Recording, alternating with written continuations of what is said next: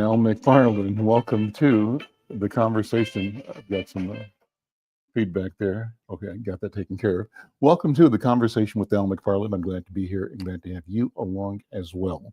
Great conversation. I'm promising that we'll have today excellent guests talking about important legislation for our city. Legislation, or not legislation, but activity that reflects challenging, tumultuous times, a history of conflict and misunderstanding between the police and the community in many ways, and how we go forward from there. In the upcoming edition of Insight News, the cover story is about the police agreeing to overhaul police training and force policies after George Floyd's murder. That's the headline. The cover headline says, I think, fixing police, and talks about the Minneapolis consent decree. We can show that cover if you would, Jared. So let me just read 2 or 3 paragraphs to set this conversation in motion. Joining me today will be members of the City Council in studio presently. Elliott Payne, who's president of the City Council of Minneapolis, and Jason Chavez is here. Both vocal advocates for community and police reform. We hope to be joined as well by Robin Wonsley in the course of the program. But let me begin, and first of all, thank you for tuning in. We want you to let people know that this conversation is live, but they can also watch it later on YouTube through a podcast. We're streaming to the Facebook page for Insight News, also LinkedIn, also the Twitter account. So many ways to get it. We want you to join us, help us grow the channel. We've got at our YouTube channel around 1,300 subscribers. We're trying to get that to 1,500. Let somebody know. If you're not a subscriber, become one and help us grow this experience. Now, why are we doing this? Well, primarily Insight News. I am a reporter, and this is a way to actually do what I do, and that's interview people and to create content for the newspaper. So whether we think it's a force multiplier to have a variety of tools and systems to generate content that's important about news, about news making and newsmakers in the market. Well, I'm reading from a story that'll be in Monday's edition of Insight News, and it'll be a story that really was printed first by Associated Press on Monday, January 6th, I think that was the date, or just thereafter. Stories by Steve Karnowski, and it says the Minneapolis City Council on Monday approved an agreement with the federal government to overhaul the city's police training and use of force policies in the wake of the murder of George Floyd. The deal incorporates and builds on changes in the Minneapolis builds on changes the Minneapolis Police Department has made since Floyd, who's a black man, was killed by a white officer in 2020, prompting a national reckoning with police brutality and racism. There's a 171-page agreement filed in federal court shortly after the council voted 12-0 to approve it. And the department will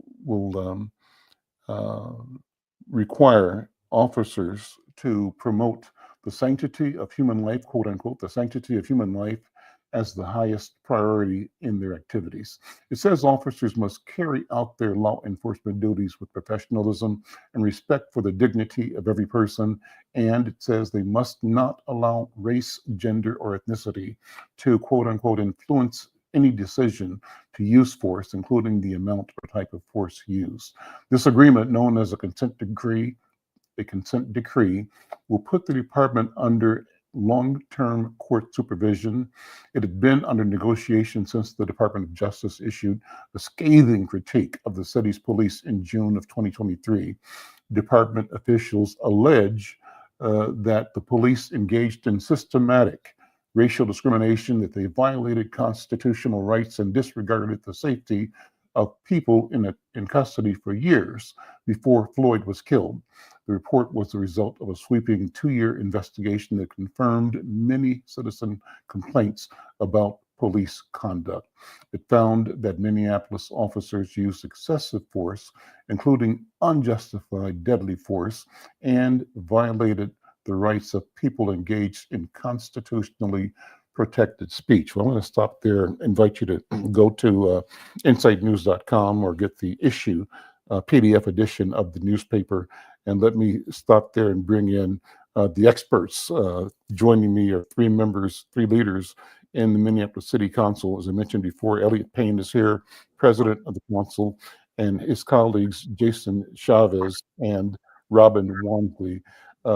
Good afternoon, all of you. Thank you so much for your leadership, the work you do on behalf of your constituents and on behalf of the city, and on behalf of human dignity. That's what's really the bottom line for me, and I think you all deserve credit and deserve acknowledgement of what I think is a certain fearlessness that you bring to service to the city that is really different from what we've seen before. And I speak as a person who's been watching city council for about 50 years.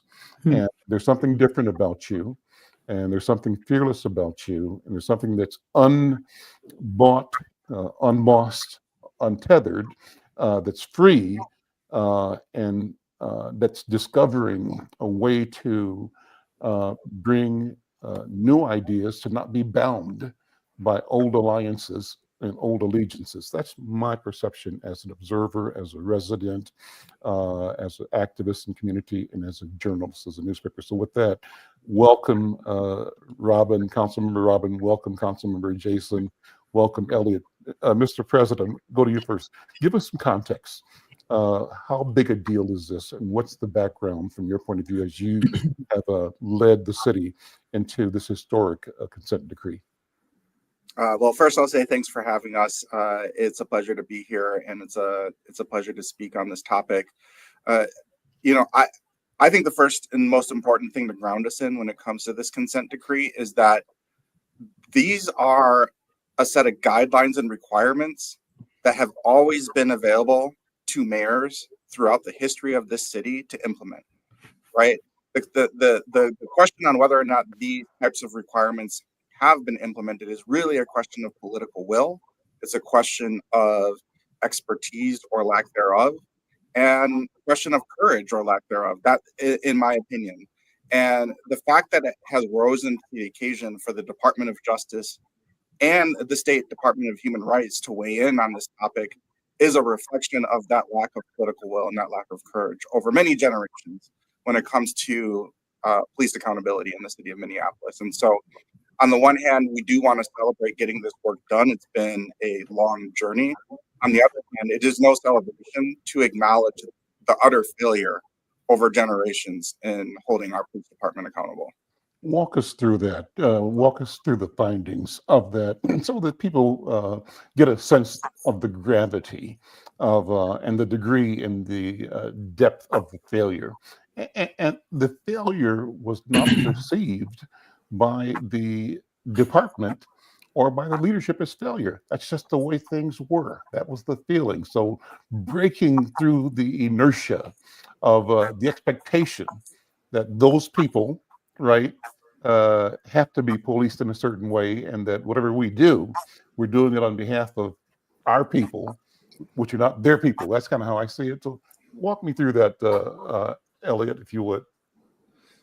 Yeah, I mean, the big thing here is that the basis of these documents is that whether it's the Department of Human Rights or the Federal Department of Justice, the basis of these documents is that both of these agencies, both of these levels of government, saw patterns and practices that violated people's rights, that violated the law. And these documents are not too dissimilar from an everyday citizen suing another person, right, and saying that you violated my rights. In this case, this is a document saying that we have evidence that suggests that you have violated the rights of the people of Minneapolis. And in lieu of going to court to go in front of a judge, we have entered into this agreement that says we're going to correct all of these violations so that we aren't breaking the law. That's at its simplest level what a consent decree is it saying we have reason to believe that you violated people's rights, and it requires a court to insert itself into your day-to-day operations to ensure that people's rights are protected. Jason, I wanted to give sense of people of what rights were violated. We mentioned it in the story a little bit, but as a representative of residents of the community who feel they've been wronged by the police department, what stories have you heard, and why is this consent decree necessary and important from your point of view? Well, first I'll start with what was in the findings, because I think that's important for the public to understand what was in the findings. The United States Department of Justice found that MPD uses excessive force, including unjustified deadly force and unreasonable use of tasers. They found that MPD unlawfully discriminates against Black people and Native American people in its enforcement activities, including the use of force following stops. They found that they violate the rights of people engaged in protected speech, along with the city discriminating against people with behavioral health disabilities when responding to calls for assistance. And I think those are things that are important to mention here today of what were some of the findings from the Department of Justice. And why that's important is because many of the community members that we represent here in Minneapolis have been telling this to us for decades. This is a decades-long issue. It's inherited into the police department, not only in MPD, but across our nation. And for the first time in many years, residents got to see their trauma and their experiences with police departments reflected in the MDHR consent decree and into the DOJ's consent decrees and their findings. And I think that's important to acknowledge here today, because from what I hear from many of our residents is that they want to have a professional and accountable police department, that when they call 911, that they are going to be protected and served by those who are supposed to protect and serve. And what I've heard from many of our residents, whether it's the undocumented mother that I talk to who feels unsafe calling 911 because they feel like they are going to get in trouble with immigration because of comments, or whether it's our Black and Native community members that are fearful of calling 911 because they feel like they're going to get themselves into a police brutality case by those who are supposed to protect them. I've heard from many residents saying that they want to be safe and secure, and they want to be able to have a first response that is going to protect them, not hurt them. And I think that that isn't a specific story, but I hear that often from many of residents across Minneapolis, not just in Ward 9. And I believe that the findings in the report are many other things that many of our community members have been saying for decades. And when they see those reflected in government reports, they finally feel like they are being at least heard and that their stories are valid. So I just wanted to make sure that I included some of that here today. Awesome. And Robin, take up from here if you would. What and how do you describe the feelings, the experience of your constituents, but add to that your own personal sense of what it means to be a human being and to have government reflect and honor your dignity, your presence, your voice, and your citizenship, right? And your presence as a human being.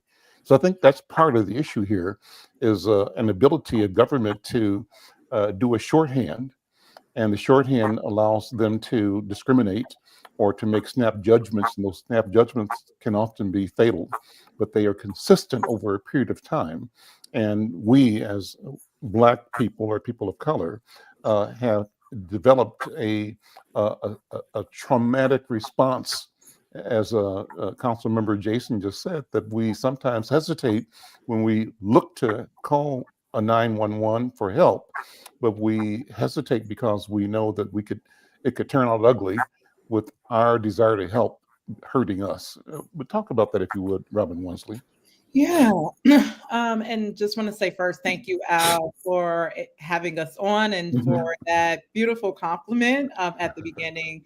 I think that's a testament to actually the question that you just flagged or raised around the work that me and my colleagues have done, and actually was affirmed in the DOJ consent decree, where one of the positive pieces that was included in the actual decree was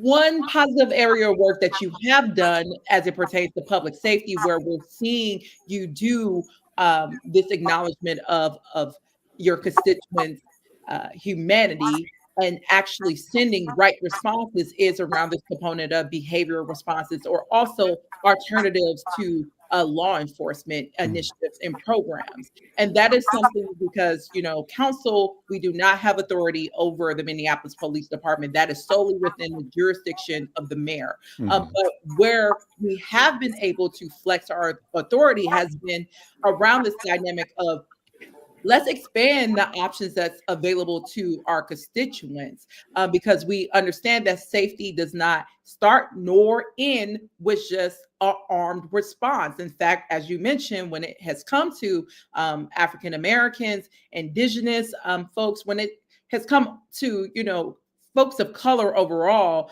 law enforcement has often been actually a source of danger or harm when it's come towards meeting our safety needs. So in response to that, council has really done its due diligence in pressing the Frye administration to really invest in other safety initiatives and programs, like the Behavior Crisis Response team and program, which actually employs mental health professionals to show up for our residents when they're experiencing mental health crisis.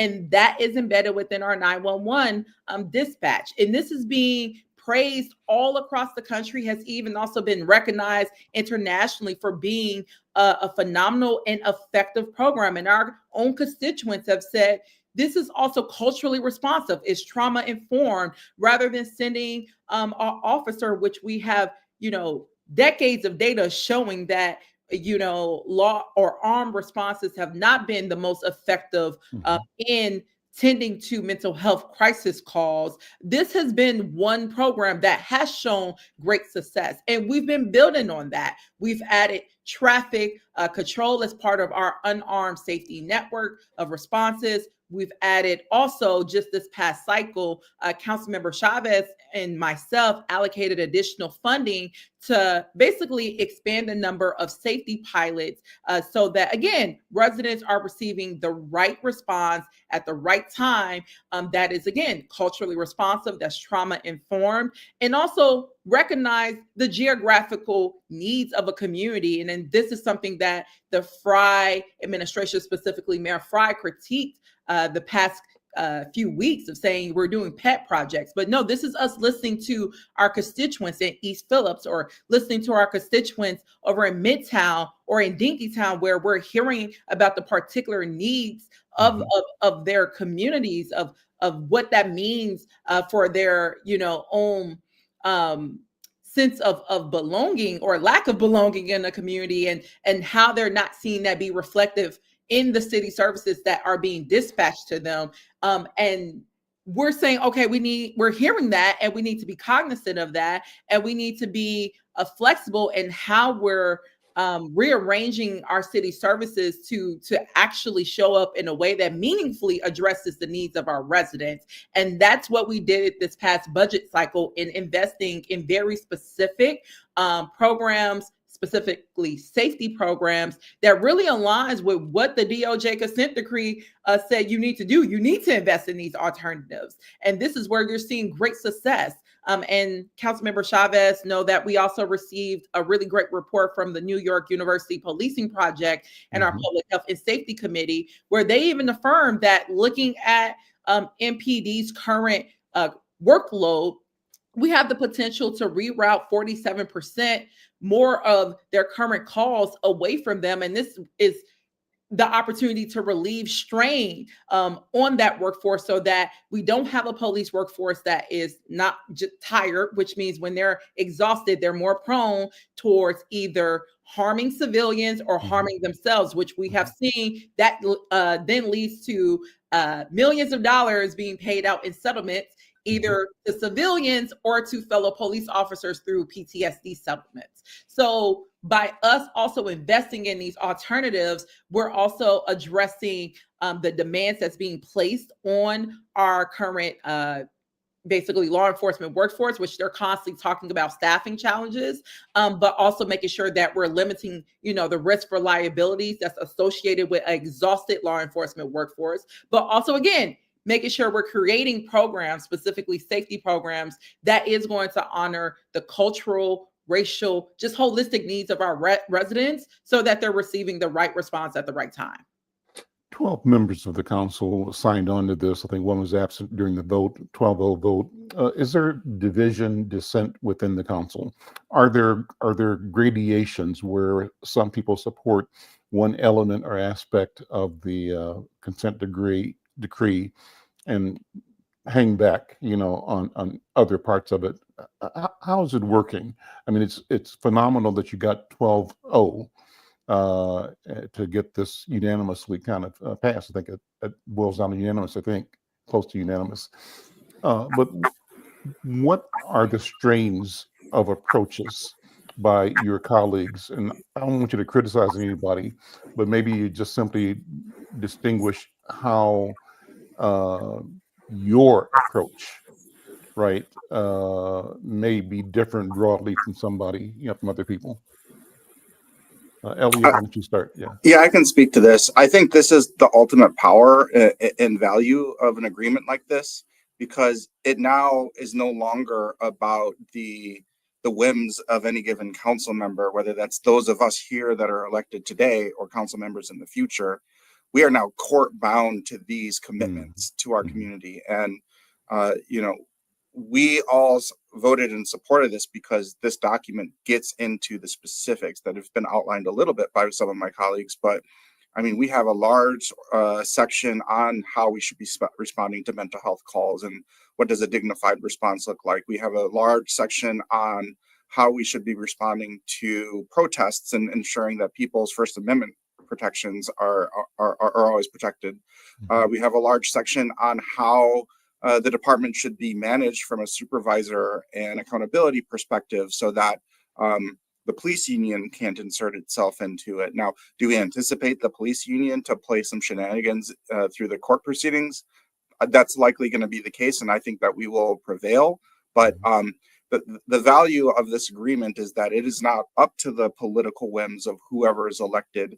It's about our commitment now being held to a higher standard through the federal court system, let alone the state consent decree. And so now the question is not whether or not any given council member supports this. The question is whether or not we're going to have the diligence of that independent oversight to ensure that we deliver on these commitments. Do you feel that you're going to have a lot of resistance? What scenarios have you played out in your caucuses or in your committees about how resistance might show up? Is that something that you do with intention and come up with strategies to, because you said the word, we think will prevail. That means you're giving it thought. Tell me about what your thoughts are. Yeah, I mean, one of the benefits, I suppose, to say about being the only city in the country with 2 consent decrees is that we've seen this play out already in the courts with the state consent decree. And the police union tried to insert themselves to, claim to be a party to this and therefore that they should have some say. And our legal team was able to fight that claim back in the court system. And so I would anticipate them maybe trying this again. And I would anticipate our legal team fighting that back again. Robin, go ahead. I just also want to add upon that and name again what Council President Payne emphasized is really this is the opportunity for us to leverage that independent oversight that is still within the authority of council to make sure that we are fully doing everything possible to be in compliance with both the Minnesota Department of Human Rights Settlement Agreement and also the Department of Justice Consent Decree. And I think it's really going to take that local ownership, especially as we're walking into a Trump administration. And, one positive aspect of negotiations with the consent decree was that the DOJ or Department of Justice does not have any final approval say over our consent decree throughout its duration. They only can provide feedback. But I think we should also anticipate, just knowing Trump, because when has Trump ever adhered to any rules?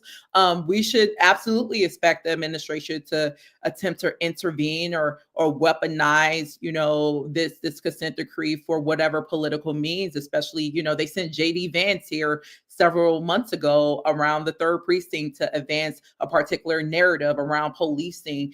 So I absolutely expect the Trump administration to find some way to resist or be a resistant partner in supporting us in implementation of this consent decree. But as Council President Payne said, this is where I am very grateful for the leadership of, for it, specifically, the Minnesota Department of Human Rights Commissioner Rebecca Lucero for really taking the reins and saying, no, we're going to do this unprecedented thing and make sure that we're leveraging our local authority to support our city and getting their police department back in accordance with human rights law, regardless of what happens with the federal Department of Justice or the presidential administration. Regardless of what happens there, we're going to insert ourselves because we also are part of this community. We live in Minneapolis, and we also know that residents deserve a law enforcement agency that is going to adhere to their human rights and recognize their human dignity. So I think this is going to be a really prime opportunity for our residents to also lean into organizing and making sure that they stay on top of us as city leaders, the chief, the mayor, to make sure that we are doing everything possible to be in compliance, because I think maybe Councilmember Payne has flagged this a couple of times. There's already been in the past year, just in the settlement agreement with the Minnesota Department of Human Rights, where we have been found in violation of even provisions of that settlement agreement. And that is ridiculous. Like, we should be doing everything possible to be like, nope, we're staying in compliance, but we've already violated terms there. And I know there's this common talking point around consent decrees and settlement agreements around, this is going to take time. This is going to be 10 years. It's going to be 12 years. And that has happened in cities all across the country. But I have also named the Minneapolis Police Department is funded at almost $230 million. They have nearly 1,000 staff.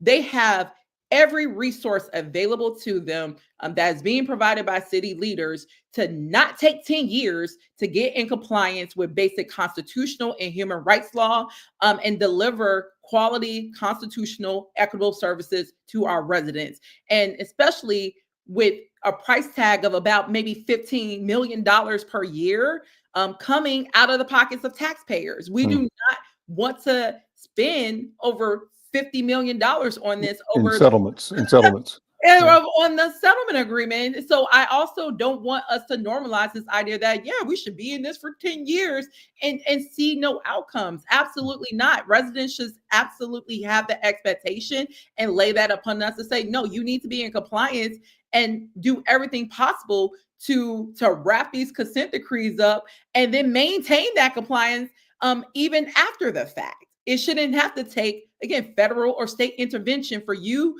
to not violate our constitutional and human rights ever again. What's the, so let me ask you, I had Keith Ellison on Tuesday just briefly, and he said that he wanted to assure Minnesotans that we are going to protect Minnesotans. And we were speaking about the new environment, the political environment, the promises that we hear from President-elect Donald Trump to sort of roll back. How are you at the city council level? And you've mentioned this already, but I wanted you to go into it if you're willing to. Protect what you and I view as gains and protect that against systematic. And are you sensing a part of the MAGA world that is unhappy with the idea, maybe not the practicality, but the idea of accountability and of alternatives, expanding the idea of what justice looks like and what policing looks like? Do you sense what's the vibe on in the neighborhood And then how do you think the transition to the new administration will either embolden, or is it a non-question at all? Elliott, what do you think? Well, I think that city government is the front line to this fight and to protecting our community. And we are members of our community. We live in our community. We know our community. We know what our community values. And we do not take this responsibility lightly, and we will not go down without a fight. We are very fortunate to live in the state of Minnesota, where we have leaders like Keith Ellison, who's been a champion for the people. And we're going to be in close partnership with Attorney General Keith Ellison, with Rebecca Lucero at the state, with a lot of partners across the board, making sure that our Black and Brown community is protected, that our trans community is protected, that our undocumented community is protected. And we're going to do everything within our power to ensure that we are living by our values in the city of Minneapolis. Robin, thoughts?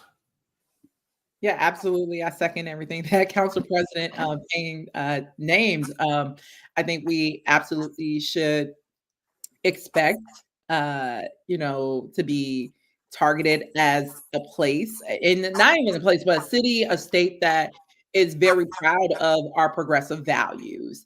And that is going to be very antagonistic to this type of administration. I think there's going to be an inclination for this administration to try to make a lesson out of us, just based off of some of the political antics that they played this just past year. And I feel very confident about this council that we will not back down in response to that. In fact, I think we're going to continue on, hopefully showing other cities and hopefully, the country, that you should not back down. You should continue championing Lean into it. Policy. And being a beacon of light. We're going to continue advocating policies that's going to champion livable wages for workers. We're going to actually, Councilmember Chavez and myself are bringing a civil rights ordinance to expand the class, protected classes, to make sure that, again, we're adhering or expanding the definitions of rights for some of our most vulnerable communities, so that we're getting them the resources that they need, especially under this administration. So I know this body is going to continue championing, our progressive initiatives and policies, even regardless of what a Trump administration does or threatens. And I feel very confident, as Council President named, that we will not back down and we'll fight to the end. And again, hopefully just be a beacon of light around what resistance looks like at a municipal level. Hopefully the end will be in 2 years with the midterms, right? Or sooner. Yeah. Let me ask you to, if you don't mind, give your personal stories. I think that you both are driven and inspired by an internal sense of what justice is and what dignity is. And I always ask my guests, where does it come from? Whose shoulders do you stand on? Who set you in this direction? Who formed you into the human being that you are, with the courage to speak truth and to seek, consensus and election in times of change? Elliott, what's your personal story, if you don't mind sharing it? I can't not mention my parents. They were both radical activists going back into the 60s and 70s. My dad was a Black Panther. My mom was a white woman. Where? In Milwaukee. Milwaukee, okay. Yeah. And my mom was a white woman who grew up on a farm and got radicalized in college, moved to Milwaukee to work in factories and to help organize workers, to unionize and stand on collective bargaining. And I never saw myself actually getting into politics, but when you grow up around that kind of energy, you can't watch injustice just happen around you and not step into it and say, this isn't right, and to do something about it. And so what was your step from, being, maybe give me your background, your political background, your work background that led you to so I moved up to Minneapolis from Milwaukee to go to college. I actually did undergrad at the University of Minnesota for mechanical engineering. And I had it in my mind that I was going to try to get out of poverty and go into one of these really technical careers so that I could have some economic security for myself. I went to grad school. And, I was just working and trying to live my best life when Ferguson happened. And I remembered sitting at my desk. I worked at this company. I was the only Black person working at this company.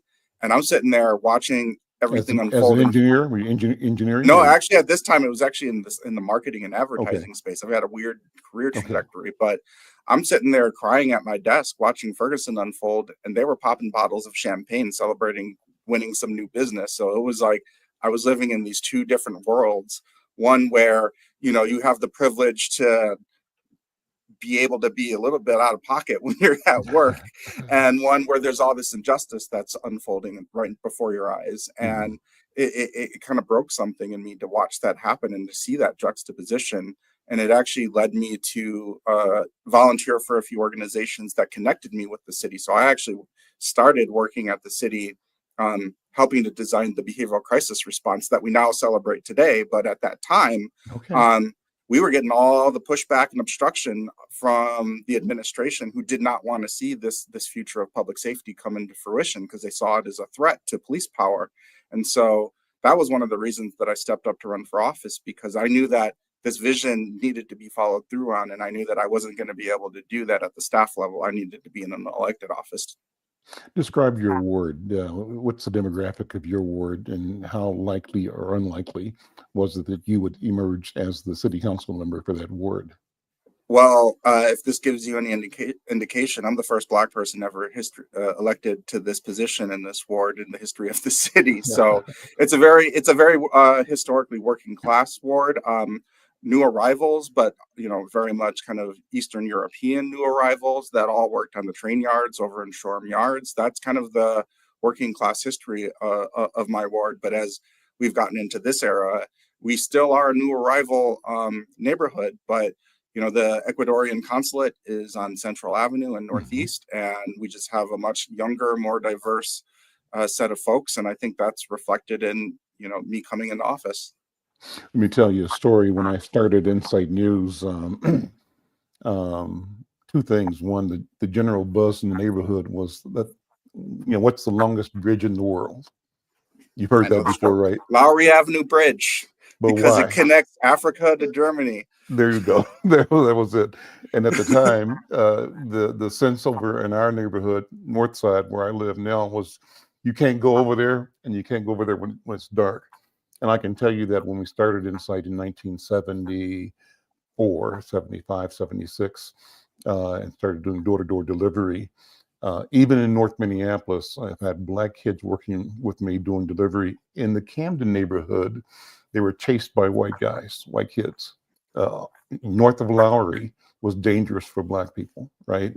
And Northeast, don't even talk about it, right? You know better. MPD used to post up on the northeast side of the Lowry Avenue Bridge just to make sure that Black folks wouldn't cross over into Northeast. Yeah.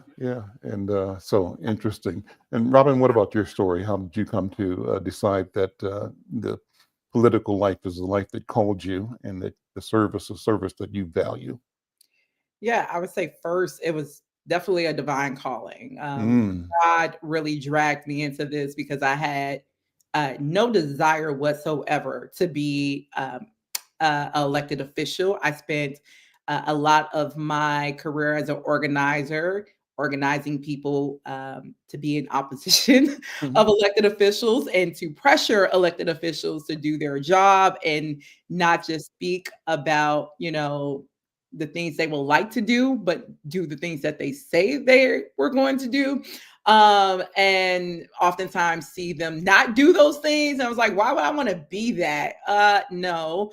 And God was like, I got a surprise for you after George Floyd was murdered by Minneapolis police, and was like, no, this is a time to show that there can be a different type of leadership, as you mentioned earlier, because as you even raised, growing in my work as an organizer, City Hall has never been, and this is probably reflective of not just here in Minneapolis, but everywhere. Your local City Hall is often not the friendliest place for working class people, for Black people. Right. It's often a place that we associate with some level of harm, some bad decision that impacts our lives, where we don't feel welcomed, and that has always been my experience when I worked on a $15 minimum wage. it was folks in City Hall, the mayor, and at that time, even what was supposed to be a progressive city council that said, we support economic justice. And it was like, great. So let's talk about poverty wages and getting everybody $30,000. And they were like, hold on, wait, that's a little too much now. And it was like, I'm sorry, wait, I thought we were all on the same page though. Mm-hmm. And we weren't. And I was like, no, I don't want that. And that's what I associated, as most people do. They associate politicians with essentially being frauds. Like you're not legit. Lip service. Yeah. And to finally be in a place where, I ran as an independent. I ran also as a democratic socialist. So for me, I think that aligns with also my Christian values around, I believe everyone should have their basic needs met. I believe in a city that has more than enough resources.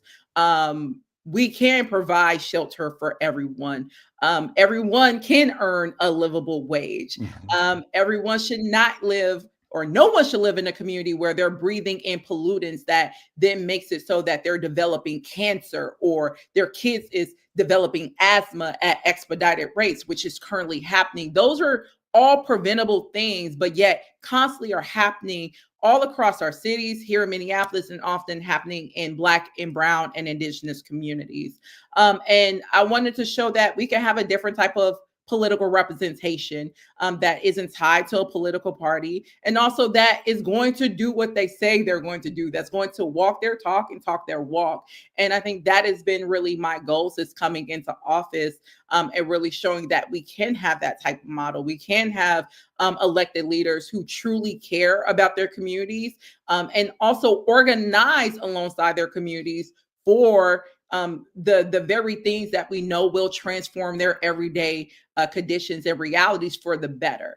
And I feel very proud of that, and being able to show that there is a different model, because we often don't get to see that, especially as a Black woman, and being the first, the city's, again, another city's first independent democratic socialist. And first Black person in your ward as well. Absolutely. Yep. Yep. And so and I think, again, that was the divine calling of, God doesn't ask us to do things without a purpose. And it's not the purpose that I had as part of my plans. I wanted to stay in my nice little comfortable union organizing job. It was nice. I definitely didn't have the stress levels that I experienced here at City Hall every single day. We were not dealing with consent decrees over at the teachers union. Different level of stress, but I don't regret it at all. And you talked about who other individual shoulders do we stand on, and similar to President Payne's. I think it's my mom. It's also my dad. It's like Black people. Like, it's also the fact of, in this country, as Black people, do we really have a choice? Like, and that's where organizing for me came from. Like, my cousins who constantly came in contact with police back in Southside Chicago, and seeing my mom and my aunties go and have to get second jobs or take overnight shifts to basically be able to earn enough money to take care of their immediate family who were still with them, but also take care of their loved ones who were incarcerated. So they had to figure out a way to take care of their relatives, their community members, in unpleasant conditions.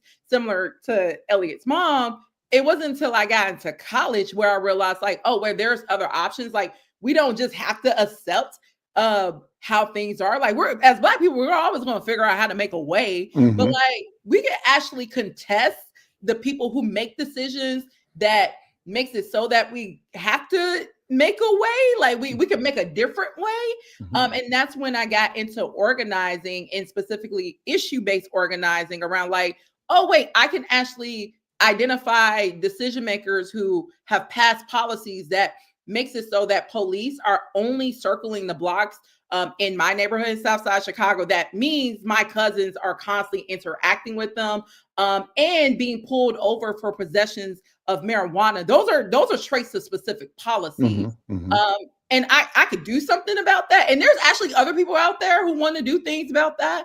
And I could meet up with them. Oh, that's great. Like, I didn't even know that was an option. So let's meet up. Let's figure out how to do things. And that's kind of where things took off for me of recognizing like I had other options. And so many times, like our community members, especially when your main like priority for the day is just like going to work, picking up my kid. Did you get fed? Maybe sleeping if you can. Like it's basically surviving because life be life. This world is hard. And I think that's part of the political work that I do of like, how do we in the midst of all the stressors of life, of people just trying to figure out how to stay afloat, to show that, no, you do have options. You have leaders in City Hall who are more than accessible. They will go out to you. I wish Council Member Chavez was here. He had, 3 explosions amongst encampments in his ward. And I saw him spend hours going to not only those encampments, working with those folks who are being displaced from those encampments, while also being in conversations with transitional housing providers and churches and different community organizations to figure out how to get those people basically transitional and temporary housing. Like you have council, I've never seen that level of care and compassion from a council member before. And to have models like that, like in Council Member Chavez, I tell them like, I look up to you in this way. It's like, you don't see that type of model, but we actually have that here of people who genuinely and deeply care about the well-being of their constituents. And that's what makes me proud to be part of this body. And hopefully, again, to be a beacon for other cities and other people to go run for office. And no, you don't have to be just like I think you all are breaking ground in all kinds of ways, both individually and collectively. So like the Minneapolis City Council, the majority of the council is people of color. Oh, yeah. That's new. What does that mean? What has it meant? And think about your response to what that means, if there's any meaning that can be taken from it. But the question behind my question is, sometimes people feel the weight of legacy, the weight of expectations of storied interest. What are you talking about, Al McFarlane? When the business community shows up, the downtown community shows up, arguing traditional protectionist, and profit-driven interest, that sometimes can be dismissive of people and situations, and blaming the people for the situation that they present as. Are there times where you had to summon a certain courage to call a thing, to say a thing is different from what people were used to saying it was, and in the process demand a new look, a new analysis, a new narrative? I think that's what all of this adds up to, but what is it in your words? Councilmember Mr. President. I think that a lot of our lives we've spent being we've been fighting back this reduction of us into a stereotype. And I think seeing a majority people of color lets us express ourselves more fully and see those differences. Sometimes those differences are not always the best, right? But like now we're not getting all lumped together as one stereotype that's an overly reduced thing. You get to see our beauty, you get to see our intelligence, you get to see our grit in a way that I think oftentimes gets set aside as maybe a low expectation in part of stereotypes. And I these are the most brilliant people I've ever worked alongside. I mean, hearing Councilmember Wonsley talk about Councilmember Chavez, that is so true. He is so deeply involved in his community. But I am always inspired by Councilmember Wonsley's courage and her willingness to step. She will step up to any person in any position of any level of power, and she will do it without fear and without hesitation, and she will always do it with divine conviction, I would say. And it's really cool to see that and to be a part of that and to be a part of something that's just greater than yourself. And that's how I see it. So where are we going to go? What are the big issues? It's kind of a quiet time right now after this consent decree. That's the big deal right now. But as we roll through winter and into the summer, what are the things on your list as things you got to work on more, deliver more, develop more? What are your priorities that you can share with me today?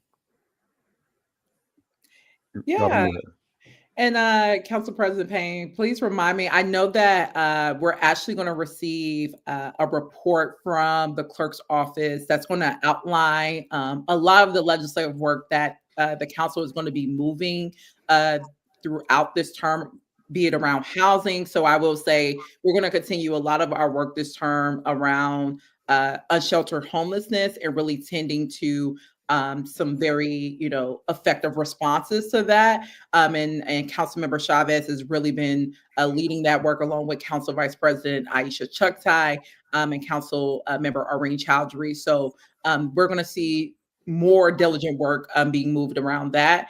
Also, as it pertains to housing, we're going to see a lot more policy work really tackling the predatory practices that we see corporate landlords use to target our vulnerable renters and actually even homeowners like in our city. For instance, I'm introducing a ban on rent algorithms that is also in alignment with national legislation that's being or has been introduced and also supported by AG Ellison's office as well, which has been used by even local corporate landlords to basically price gouge their own residents to maximize their profits, and that's leading to housing displacement. We're going to also see more work around police accountability. So actually next week, we're going to be taking up an item tied to off-duty. So I'm bringing forward an ordinance. Council President Payne is co-authoring that. That's basically going to allow us to start charging fees for off-duty to those who are utilizing those services. It really starting to regulate what has been a very exploitative broken program that was even highlighted in the DOJ consent decree and investigative report. So we're going to be doing a lot of robust work also around. Explain that a little bit, because that provided a certain kind of leverage to the hirers, and it provided a certain amount of freedom and money to the officers that got the work. And I'm sure every officer didn't get to work, and some got a lot of work, And so there was a system that was easy to, without intention and without maliciousness, to abuse in a number of ways. Yeah, talk about that. But also, you mentioned, I wanted to ask you about the question of what's the right word for it? Trump wants to give officers more immunity. And that's been a discussion here forever. How do you see the question of limited or immunity for officers in their duty? Yeah, I can speak quickly to the more off-duty piece, and Council President Payne might want to chip out on the Trump piece. But again, yes, as the DOJ investigative report really highlighted, and also residents have been flagging this, and also they've paid for it with Justine Diamond, specifically Muhammad Noor, who murdered her several years ago. That was tied to him doing shifts, off-duty shifts, and being exhausted. And as a result, residents had to pay over $20 million for that settlement. So it's been long flagged that we have needed to do something to regulate off-duty. And what has been the barrier has been this 1997 injunction that says that the city of Minneapolis has to permit Minneapolis police officers, we have to permit them in doing off-duty assignments. But what it does not say is that we can't regulate that. And also, I think we need to go a step further. And, I'm going to be advancing that piece and say we actually need to revisit challenging that 1997 injunction, because why essentially do we allow just one segment of our city employees to do side jobs? Public works employees cannot go take, their trash collection trucks and then go do, side gigs on the weekend. Like there's no other public employee that can But go. an officer has a SWAT car and a uniform. Exactly. And is doing private work. Okay. Essentially that. And I mean, we just passed the city council this historic police contract that has given, police officers significant raises, have made them some of the highest paid in the country. They have received, additional, compensation through overtime. So it's not a matter of compensation. So why do you need this additional side hustle that is essentially being subsidized by taxpayers? That is absolutely a system that's ripe for corruption. And I think it needs to go away altogether. But if we have the ability to regulate, we're going to do that. And that's what we're going to be advancing in the next 2 weeks. And I'll let Council President Payne address the Trump administration qualified immunity. Yeah, I mean, these are almost there's a connection point here, right? And the connection point is, who do individual officers answer to? And actually, this goes all the way back to the Black Panthers. They were talking about community control of police, right? That the police need to answer to us, right? And even in the consent decree, one of the provisions in there is that it used to be that like a patrol officer, they could be managing the schedule of their supervisor for off-duty work. They could be the one that holds the bag for their money when it comes to off-duty shifts. And so who are they answering to is the question. And when we talk about qualified immunity, we're talking about what are the consequences for your actions. And there needs to be true consequences when you're not answering to our community. And so that's one of those things where we need to use every single tool that we have, whether that's local ordinance or state law, to make sure that we have the type of protections in place so that these folks that are walking around carrying guns, they answer to us.